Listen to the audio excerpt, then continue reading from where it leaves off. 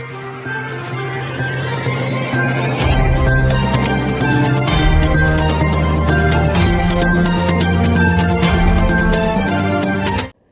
నివేదికలో స్పష్టంగా చెప్పారు, రాష్ట్ర తలసరి ఆదాయం 2014లో 10వ స్థానంలో ఉంది భారతదేశంలో మన రాష్ట్రం.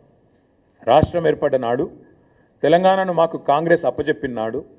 ఆనాడు 10వ స్థానంలో తలసరి ఆదాయంలో ఉన్న మన తెలంగాణ ఈ నివేదిక ప్రకారం ఇవాళ నంబర్ 1 స్థానంలో ఉంది. మేము ఇచ్చిపోయినాడు 2022-23లో వీళ్ళకి అప్పచెప్పిపోయినాడు.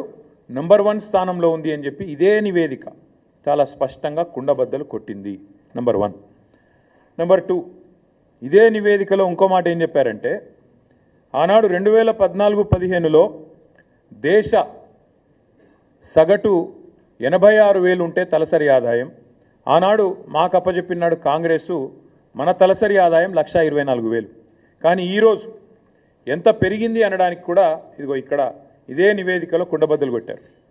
భారతదేశం మొత్తం సగటు తీసుకుంటే 84,000 నుంచి 1,86,000 నుంచి 1,84,000 పెరిగితే మనది దాదాపు 2 రెట్లు, భారతదేశ సగటుతో పోలిస్తే 2 రెట్లు 3,56,000 ఉంది అని చెప్పి ఈ నివేదిక కుండబద్దలు కొట్టింది. అంటే రాష్ట్ర సంపద ఎట్లా పెరిగింది, కేసీఆర్ నాయకత్వంలో దశాబ్ద కాలంగా తెలంగాణ ఎట్లా పురోగమించింది, ఎట్లా దేశానికి ఆదర్శంగా మారింది అనేది ఇదే మాట. తెలంగాణ దివాలా తీసింది అని దివాలా కోరు మాటలు మాట్లాడిన సన్నాసుల నోర్లు మూపించే విధంగా ఈ నివేదిక వాస్తవాలను బయటపెట్టింది.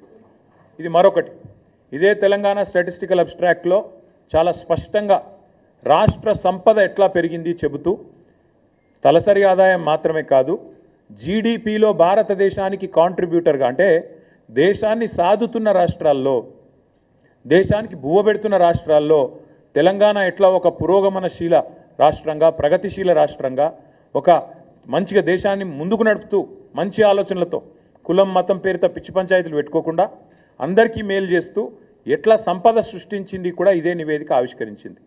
2013-14లో ఆనాడు భారతదేశంలో 4% జీడిపికి తెలంగాణ నుంచి దోహదపడుతుంటే ఇక్కడి రాష్ట్ర ఆర్థిక వ్యవస్థ కేసీఆర్ గారు పదవి విరమణ చేసే నాటికి అది పెరిగి 5.1% అయ్యింది అనే మాట కూడా ఇదే నివేదిక స్పష్టంగా చెప్పింది. అంటే జీడిపిలో భారతదేశంలో మొత్తం 100% ఉంటుంది. జీడిపి అంటే 100.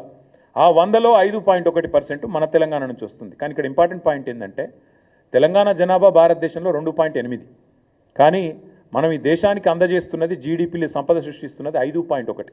అంటే మనకు కేంద్ర ప్రభుత్వం ఇస్తున్న దానికంటే మనం కేంద్రానికి ఇస్తున్నది దాదాపు డబల్ అనే మాట ఈ నివేదిక ద్వారా నేను మీకు గుర్తు చేస్తాను.